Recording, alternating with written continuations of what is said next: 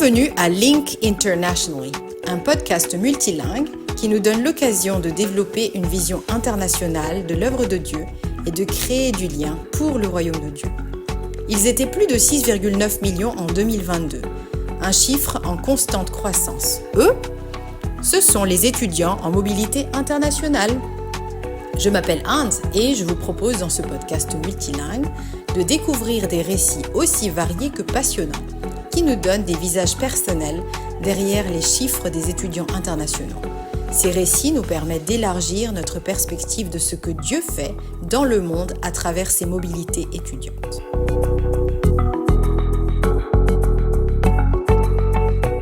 Bonjour, c'est une joie pour moi d'interviewer Evelyne aujourd'hui. Evelyne est une étudiante originaire de l'île de Madagascar et elle poursuit actuellement une thèse à Montréal, au Canada. Et nous allons écouter son expérience d'une migration des températures chaudes de l'océan Indien au froid hivernal québécois. C'est son histoire que nous allons découvrir aujourd'hui. Alors, bonjour Evelyne. Bonjour Hans. Merci beaucoup d'avoir accepté mon invitation. Alors, est-ce que tu peux nous dire plus précisément d'où tu viens? Madagascar, c'est une grande île. Exactement d'où viens-tu et quel a été ton contexte de vie en tant qu'enfant? Puis, en grandissant, quels étaient tes rêves d'enfant? Oui, je vis à Tuléa, dans le sud-est de Madagascar. Je suis issue d'une grande famille nombreuse. Euh, Hmm. Comme beaucoup d'enfants, j'ai rêvé de devenir médecin. À l'époque, c'était un peu la mode pour les enfants de devenir un médecin. Hmm. En grandissant, euh, j'ai finalement intégré un lycée technique à la suite de la recommandation de ma cousine. À ce moment-là, je n'avais jamais envisagé d'étudier ou devenir ingénieur en bâtiment et travaux publics, mais c'était suite à la recommandation que j'ai fait des études en ingénierie. Euh, Hmm. Pendant mon enfance, l'école, c'était amusant parce que on jouait beaucoup avec mes amis. Nous, on était scientifiques, on aimait bien le mathématiques, physique, euh, sciences. Donc, on se disait que oui, on serait bien en études scientifiques. Euh, Hmm. Contexte familial, c'était un peu difficile d'étudier parce que des fois, il fallait s'occuper de mes petits frères. Donc, je me suis dit, moi, je vais vraiment tout donner pour les études, euh, Hmm. pour bien s'en sortir dans la vie. Donc, Hmm. oui, c'était un peu dur comme expérience, mais après, je me suis séparée de ma famille parce que je dois aller en chef-lieu de province pour le lycée technique. Hmm. D'accord, donc assez jeune, tu es déjà parti et ensuite tu es parti encore plus loin, j'imagine, pour les Oui, études c'est ça. supérieures. Oui, c'est ça. D'accord. Hmm. Alors aujourd'hui, tu es très loin de l'île de Madagascar. Tu es au Québec, au Canada, Oui. et c'est tout un autre monde. Tu es parti au Québec, puis quelques mois plus tard, en fait, il y a eu les événements à Madagascar suite au soulèvement de la Gen Z. Alors, c'est vrai qu'il y a eu des événements un peu dans le monde entier, hein, de la Gen Z, le Népal, il y a eu au Maroc, il y a eu au Pérou, à Madagascar. Alors, la Gen Z à Madagascar a organisé des marches pour réclamer de l'eau et de l'électricité, c'est ça? Oui, oui, c'est ça. Ouais, Oui. alors tu peux peut-être nous faire part de la manière, d'abord des revendications exactes, bon, de l'eau et l'électricité, pourquoi, et comment toi tu as vécu ça très très loin, en étant très loin, en étant à distance.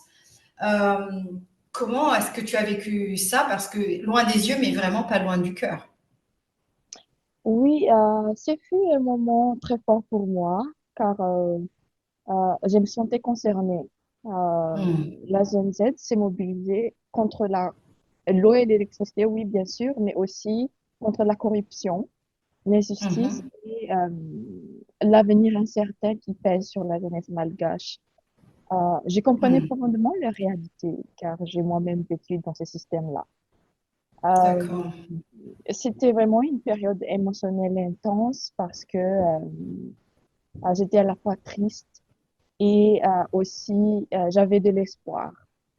Euh, Hmm. C'était triste parce que les autorités censées protéger le peuple se sont retournées contre lui. Mais Hmm. aussi, j'avais de l'espoir parce qu'il y a quelqu'un qui se bouge enfin. Il y a deux gens qui s'est mobilisés enfin ensemble pour Hmm. réclamer, euh, vraiment contre le gouvernement qui faisait vraiment souffrir le peuple. Donc, eux, c'était genre, ils ont pas d'électricité presque 12 heures par jour ou même plus, 20 heures parfois. Et il n'y a pas Donc, d'eau. pas du tout de la journée. Oui, c'est ça. Une fois, ben, c'est leur quotidien, quoi. Genre, il n'y a pas d'électricité. Les gens qui travaillaient n'ont pas leur travail. Les gens qui peut-être fait de poissonnerie, ben, c'est de la perte totale. Pour les étudiants à l'université, les études, ben, il n'y a pas d'avenir à Madagascar. Il n'y a rien qui marche. C'était vraiment les moments de faire savoir au monde entier, de faire savoir au gouvernement concerné que ça va pas du tout pour eux. Comment tu as vécu ça dans ta vie spirituelle, en fait? Oui, spirituellement, euh, ce fut un moment de prière fervente. J'ai prié personnellement, mais puis après, j'ai intégré des groupes. Et comme il y a beaucoup de Malgaches ici euh, à Montréal, Canada, euh, on s'est texté, on partageait nos colères, nos tristesses et aussi vraiment de partager avec Dieu ce que nous ressentions en ce moment-là. Euh, Hmm. Aussi, c'était vraiment les moments de prier pour Madagascar. Hmm. C'est, c'était à la fois euh, un acte de réveil euh, Hmm. en nous et de vraiment demander à Dieu de persévérer dans la prière pour que quelque chose change à Madagascar. Et surtout, quand les autorités ils tirent sur les manifestants, quand ils font vraiment de la violence contre le manifestant, c'était vraiment très triste parce que nous, on est ici. Donc, mais vraiment, ça apaisait vraiment dans mon cœur. Euh, ça m'a ça m'a vraiment travaillé et même à l'école, on parlait toujours de ça avec les collègues. Alors, on va revenir un peu en arrière, euh, puisqu'on parle de ta vie spirituelle. Comment Oui, est-ce que tu as rencontré Jésus, Evelyne, et quelle différence est-ce que Jésus fait dans ta vie? oui, j'ai rencontré Jésus à l'âge de 14 ans lors de ma préparation à la communion. En fait, depuis mon enfance, j'ai fréquenté l'école de dimanche et j'aimais apprendre Mhm. les histoires de la Bible. J'aimais beaucoup. Hmm. Je lisais la Hmm. Bible, j'apprenais les versets par cœur et parfois on faisait des examens. Et c'est toujours moi qui étais la première de de notre promotion. J'aimais beaucoup et je connais par cœur. Là, j'insiste vraiment sur ce point. Je connais par cœur l'histoire. Pour moi, aller à l'église à chaque dimanche, c'est vraiment une joie. Mais je ne le mettais pas réellement en pratique. Je ne comprenais Hmm. pas encore. Pendant les 6 mois de préparation à la communion, on nous apprenait, on a expliqué qu'est-ce que ça veut dire réellement, les versets. Hmm. Donc, j'ai commencé à Hmm. comprendre l'essence profonde de versets. Quelques jours Hmm. avant la cérémonie, j'ai confié à une amie que je me sentais que mon cœur est sale, qui est comme entouré de poussière. Au fond de moi, j'ai réalisé que j'avais de la rancœur, de l'amertume. Donc, lors d'une séance de notre préparation à la communion, les responsables, il a expliqué le salut, que Jésus est le chemin, la vérité et la vie, et que nul ne peut venir au Père sans passer par lui.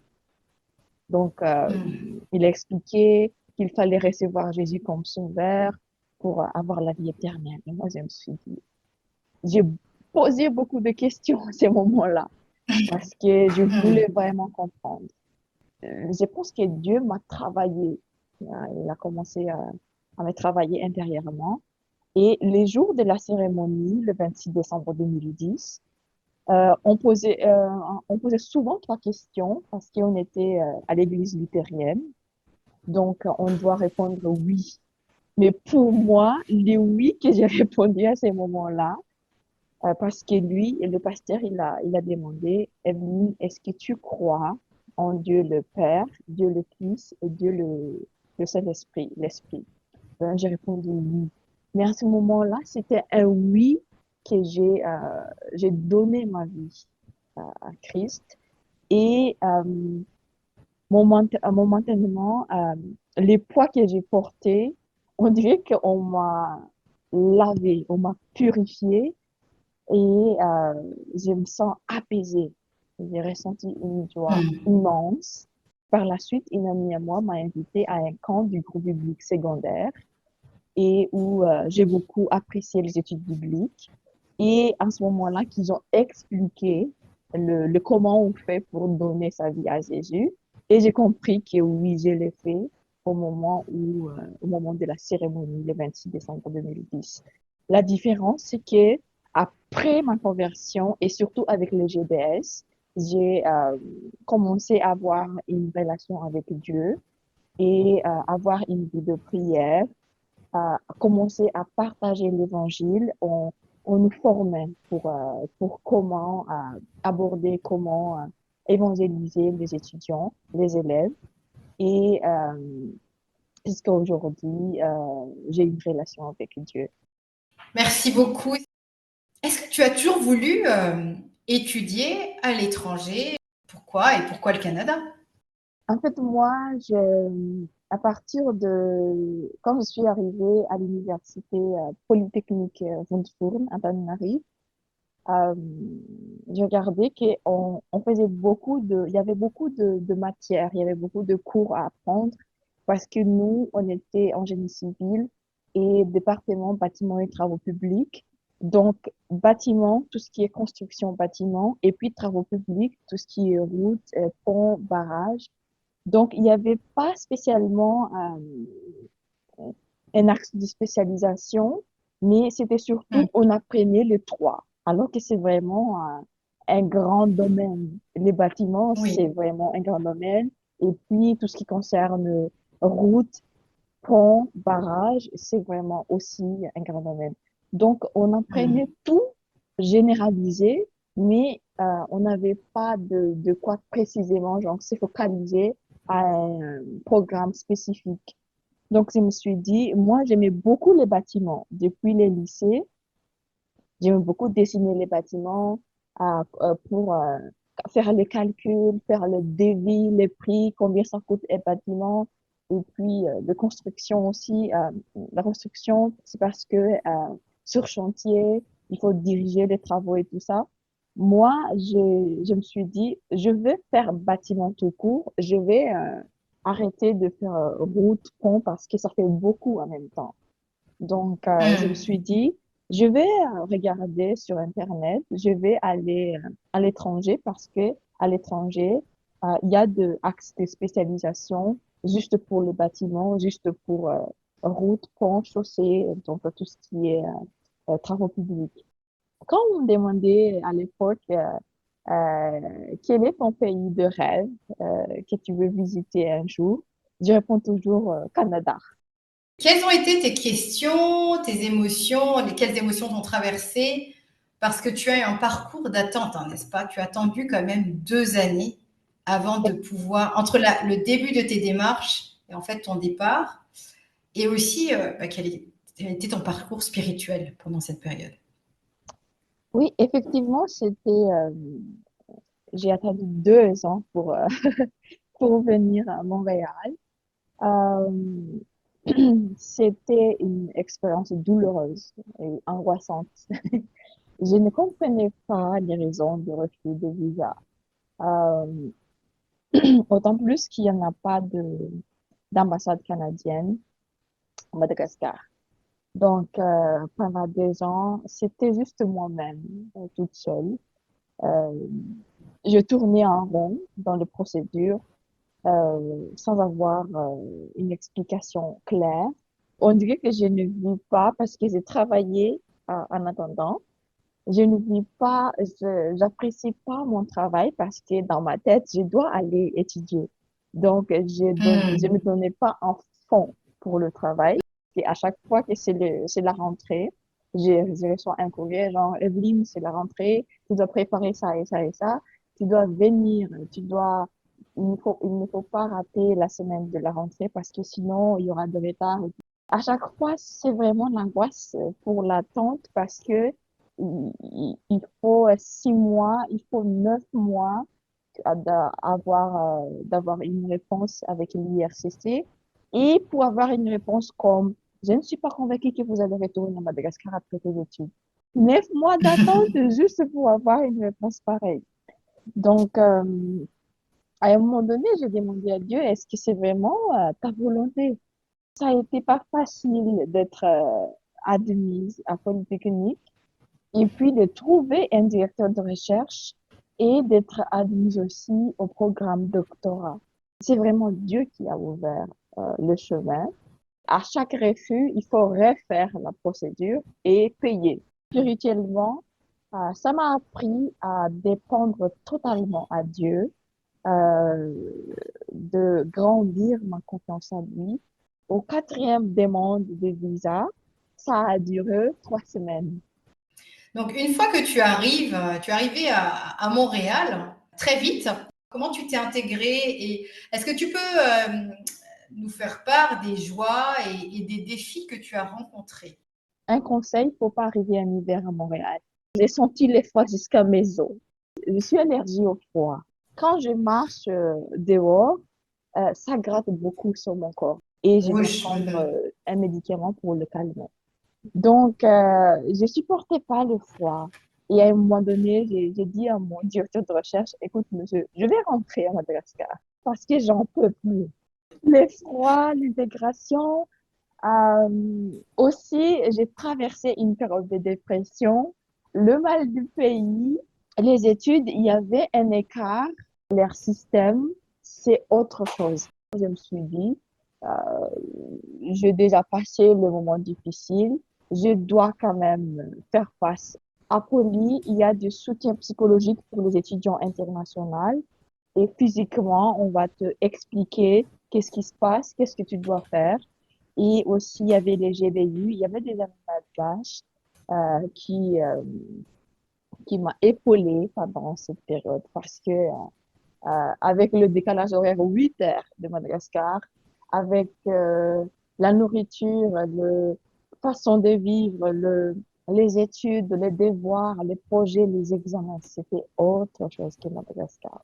Mais surtout, le Seigneur, il m'a pas laissé toute seule. Il était là, il m'a vraiment soutenue au moment difficile. Qu'est-ce que tu... Alors, la première chose, c'est qu'est-ce que tu conseillerais à quelqu'un qui envisage, un étudiant, une étudiante chrétienne qui envisage de partir pour le Canada Mhm. et qui vient des territoires du Sud? Il faut se renseigner à l'université en question que c'est quoi leur système? Parce que nous, à Polytechnique, quand tu es au cycle supérieur, tu n'avais pas le droit de rater un cours. Et quand tu es étudiant internationaux, c'est vraiment difficile l'intégration. Ici, l'université, leur système, c'est trop demandant. Il faut beaucoup de travail. Aussi, comment se préparer? Je pense qu'il faut, avant de venir, il faut maintenant, il y a ChatGPT, tu peux accéder quand même en ligne, regarder les cours que les universités offrent et commencer à se familiariser. Pour moi, au début, ici, t'as pas le droit de, en fait, à Polytechnique, pour le GBU, on n'a pas le droit de faire, d'afficher, de mettre une affiche et de dire, venez les gens, on est les GBU, on va faire des visites et tout ça. C'était juste euh, une bouche à oreille. On évitait les gens qu'on connaissait, mais on n'a pas le droit de le faire publiquement. Mais tu peux quand même le faire, par exemple, au parc, au métro. Et c'était bizarre pour moi parce qu'avec le GBI Madagascar, tu as le droit de faire l'évangélisation des masses à l'université, tu as le droit de faire des activités à l'université, mais en venant ici, t'as pas le droit. Et moi, je me suis dit, mais qu'est-ce qu'on fait? Comment faire pour évangéliser? Et on nous a dit aussi, Hmm, on a formé aussi qu'ici, il faut pas le faire même méthode qu'à Madagascar, parce que ici, quand tu vas hmm, parler de Jésus, on va pas t'écouter parce que les Québécois, en général, ils sont en colère contre Dieu. Nous, c'est plutôt par action que tu dis, genre, comment tu vis. Si un jour ils me demandent qu'est-ce qui se passe avec la vie avec Jésus, je répondrai volontiers. Mais c'est ça, il faut pas imposer. Il faut prier pour eux euh, et parfois passer des temps avec eux. Merci de m'avoir accompagné dans ce voyage au Québec. Nous nous retrouvons dans 2 semaines pour le prochain épisode en français et la semaine prochaine pour notre épisode en anglais avec notre invité Varik du Vanuatu. À lundi prochain.